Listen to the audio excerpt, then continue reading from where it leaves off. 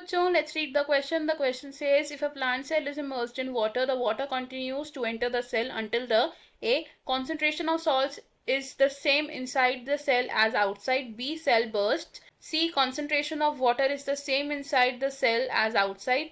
D. diffusion pressure deficit is the same inside as the outside. Question में हमें बोला है कि अगर एक प्लांट सेल को हम पानी में इमर्स कर देंगे तो उस सेल के अंदर वाटर की मूवमेंट या वाटर की एंट्री कब तक पॉसिबल है. हमारे पास 4 ऑप्शन है, हमें इनमें से करेक्ट ऑप्शन को चूज करना है. इस क्वेश्चन में हमारा की कॉन्सेप्ट होगा movement of water in the cell. तो वाटर की movement from higher to lower concentration होती है ओस्मोसिस,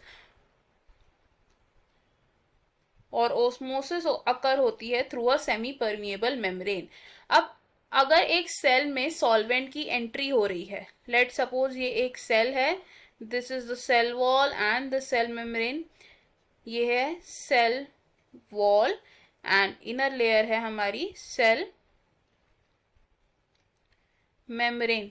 तो अगर इस सेल में एक सॉल्वेंट की एंट्री होगी तो सॉल्वेंट की एंट्री होने से ये सेल हो जाएगा टर्जिड, और एक टर्जिड सेल में क्या डेवलप होता है, टर्गर प्रेशर डेवलप होना शुरू हो जाएगा. टर्गर प्रेशर वो प्रेशर होगा जो against the cell wall exert किया जाएगा अंदर से, और इस टर्गर प्रेशर के अगेंस्ट एक काउंटर प्रेशर डेवलप होगा फ्रॉम आउटसाइड द सेल.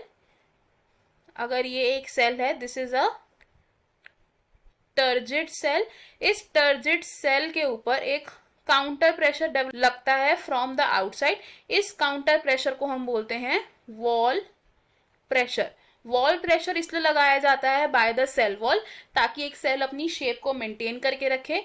अब एक सेल के अंदर सॉल्वेंट की एंट्री मैक्सिमम तब तक पॉसिबल है तब तक वो सेल फुल्ली टर्जिड नहीं हो जाता. फुल्ली टर्जिड सेल तक, टर्जिड कंडीशन तक नहीं पहुंच जाता, और एक फुली टर्जिड कंडीशन में जो डीपीडी की वैल्यू है that becomes 0. DPD is 0. DPD क्या होता है, it is diffusion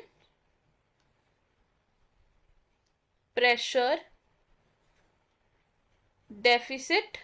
diffusion pressure deficit का मतलब होता है the pressure difference between solution and the pure water, और डिफ्यूजन प्रेशर डेफिसिट को हम कैलकुलेट करते हैं by OP minus TP, where OP क्या है, osmotic pressure, and TP is the turgor pressure. अब एक फुली टर्जिड सेल में ऑस्मोटिक प्रेशर और टर्गर प्रेशर की वैल्यू सेम हो जाती है. In fully turgid cell OP equal हो जाता है टीपी के.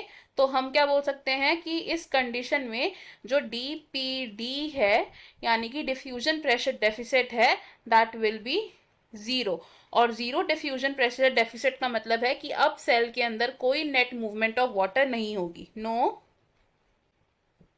नेट मूवमेंट ऑफ वाटर, यानी कि जब डीपीडी की वैल्यू 0 हो जाएगी तो सेल के अंदर सॉल्वेंट की एंट्री बंद हो जाएगी. अब हमारे पास जो ऑप्शन दिए थे अब वो ऑप्शंस देखते हैं. ये ऑप्शन हमारा रॉन्ग होगा बिकॉज सॉल्ट की कॉन्सेंट्रेशन से ये नहीं पता चलेगा कि वाटर एंटर होगा सेल में या नहीं होगा. ऑप्शन बी भी रॉन्ग होगा बिकॉज सेल बर्स्ट नहीं करेगा, बिकॉज प्लांट सेल की एक आउटर कवरिंग होती है सेल वॉल जो उसे बर्स्टिंग से प्रिवेंट कर रही है. ऑप्शन सी भी हमारा रॉन्ग होगा एंड ऑप्शन डी होगा हमारा correct answer. In this question हमारा करेक्ट और फाइनल आंसर है option D. I hope you have understood it. All the best. Thank you.